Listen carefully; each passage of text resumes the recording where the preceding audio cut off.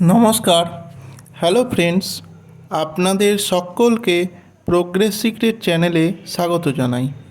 আশা করি প্রত্যেকে ভালো আছেন, আমিও ভালোই আছি।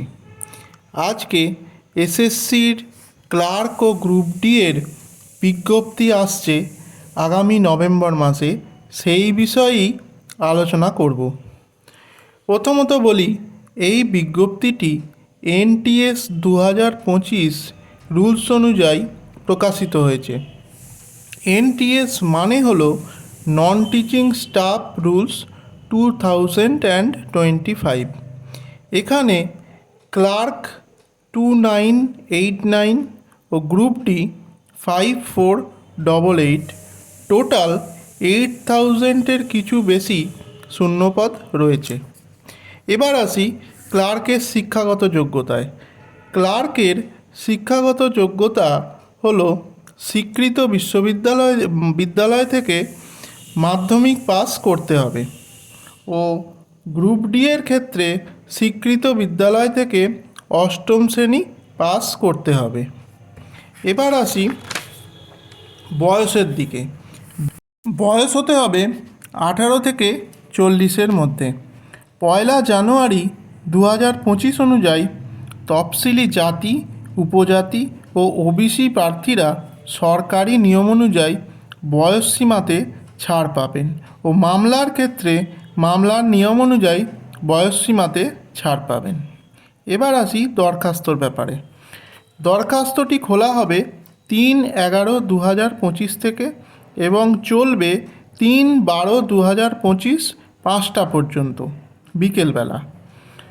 এবার এর শিক্ষাগত যোগ্যতা ও অন্যান্য যোগ্যতাগুলিতে আসি। ভারতে বসবাসরত সকল নাগরিক এই নিয়োগে অংশ নিতে পারবেন। এই নিয়োগ শুধুমাত্র সরকার পোষিত বিদ্যালয়গুলির জন্যই হবে। দরখাস্তটি খুব সাবধানে ধরে ধরে পূরণ করতে হবে।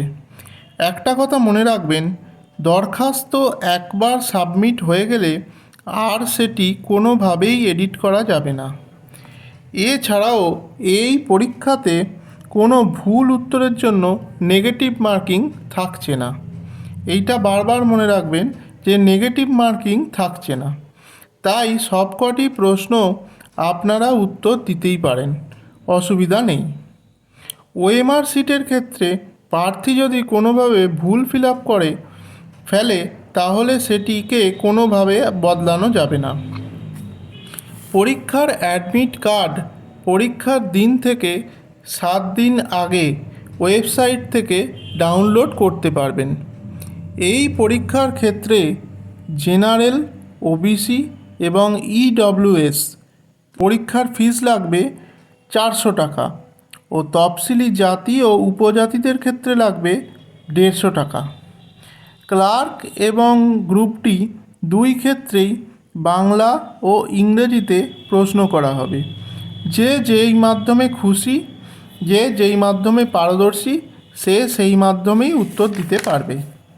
আরেকটি বিষয়, প্রত্যেকে রিজিয়ন ওয়াইজ ও মিডিয়াম ওয়াইজ অ্যাপ্লাই করবেন। ক্লার্কের ক্ষেত্রে কম্পিউটার টাইপিং প্রফিসিয়েন্সি টেস্ট এইগুলি দেখা হবে এবং ক্যাটেগরি ও রিজিয়ন ওয়াইজ প্রিলিমিনারি এক্সামের স্কোর অনুযায়ী এর মেধা তালিকা প্রস্তুত করা হবে। সিলেবাসে কী কী থাকবে তা নভেম্বর মাসে জানানো হবে বিজ্ঞপ্তির ফর্ম ফিল আপ শুরু হলে।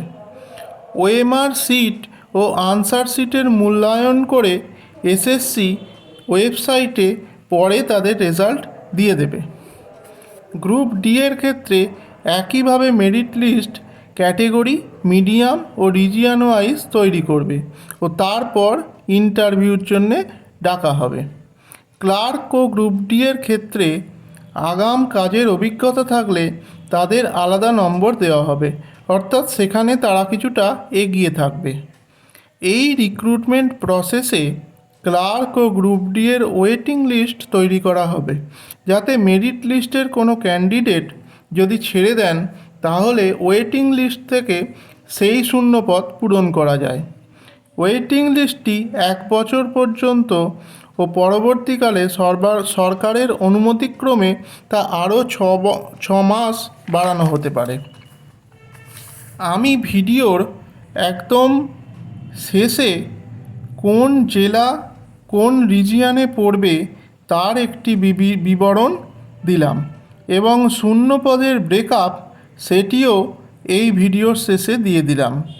কোন রিজিয়নে কতগুলি করে শূন্যপদ রয়েছে এবং সেগুলির একটি তালিকা আমি এখানে দিয়ে দিয়েছি।